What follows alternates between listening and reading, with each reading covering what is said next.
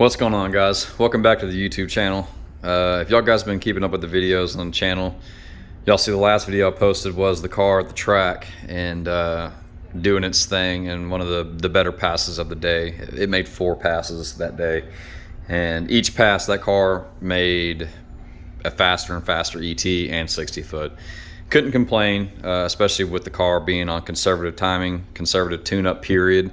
Very light setup in the tune, and just try to keep it from breaking stuff. But unfortunately, the reason why I'm making this video now is to tell you guys and give you an explanation of why I haven't been posting more content, because the car has been done, or was done at that point, and I told you that I was going to have more content videos coming out to show more of the car on the track. But unfortunately, the track didn't bear too good on the car.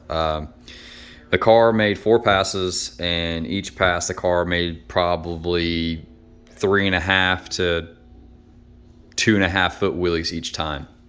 And I knew what the problem was. It was suspension tuning, because the car was suspension tuned for a 6-speed car, which if you've been keeping up with the channel, you'll know the car was on a 6-speed at one point at the track too, and the car never really came off the ground because it was tuned on the suspension for a 6-speed. And didn't have the time when I took it out for the last video to tune the car suspension setup for a automatic car. So the car came off the ground pretty consistently, and went A to B straight as an arrow. The car did perfect.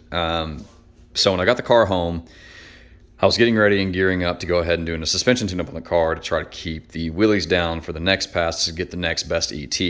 Unfortunately for me, when I did that, I found some stuff on the car that failed. And without further ado, let's get right into it.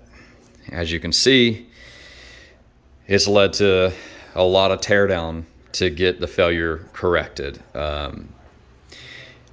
So what had happened was the car completely twisted the driver passenger side engine stand. You can see it right there. The engine stand is completely bent on each side, which is now causing the motor, the drivetrain, everything, because the car is solid motor mounted, as you just seen, is causing the motor to sit 7 degrees twisted toward the passenger side.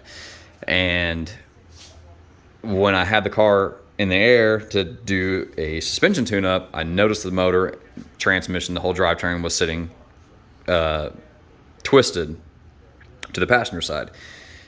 And when I inspected and did a little recon on what the problem was, why it was doing that, I found that the engine stand on the passenger side was bent. This is not a video to bash PA Racing. This is not a video to tell you not to buy their products. But this is basically a PSA, in my opinion, for I've personally owned it now, and I've seen what it's gone through. This is not a 1,000 horsepower motor at all. This is just an all-motor car, barely making over 700 horsepower, and it bent. And doing very minute, small wheelies off on top of that too, off the line, cutting 1/4 foots. I don't think this product should fail to that degree, but like everybody says, if you're in the mechanic world, you'll understand this quote: "Friday at 5 built." Could have been that build. I don't know.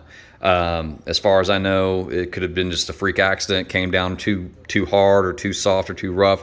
Don't know the equation, but it happened, and I'm now figured out how I'm going to correct it. And this is what I'm now showing y'all now at this point, an update on what I'm doing to the car now. So now the car, once I get it done again, I tell you this every time I do this, once I get these updates done and I get it back to the track, this car will be consistent, and I'll be showing a lot more videos. I'll be at the track every weekend. Actually took time off this week to get the car finished so I can get to the track, not this weekend, but next weekend. I got an event I want to get to. But so this is what we're changing on the car now. The car now is no longer going to have power steering. I'm deleted the power steering. It's actually sitting over there in the bucket. And I have now deleted the brake booster. The car is going to go manual brakes, manual rack, manual steering, all the basically race car essentials. No more street car life. RIP for you, buddy. But As we speak, I'm actually in the process of doing brake lines, making all my stock brake lines work so I don't have to redo the entire car, have more downtime with it. And I actually made a phone call to Midwest Chassis to get their Stage 5 front suspension kit. So the car is going to have a set of limiters on it. I've got their K-member. I've got their upper and lower control arms, everything you can think Stage 5, it's all in this box. So no guys, it's not been just me, again, like I said last time, not just taking time off and not giving y'all guys updates because the car was done. The car was done at one point, but now the car is now at a point to where I've got to go, as you can see, tear it right back down, almost actually way further than it was before to get this corrected. So with that being said, this is what's been going on with the car. I'm actually in the process of fixing the broken components and the broken suspension in the car, the twisted suspension.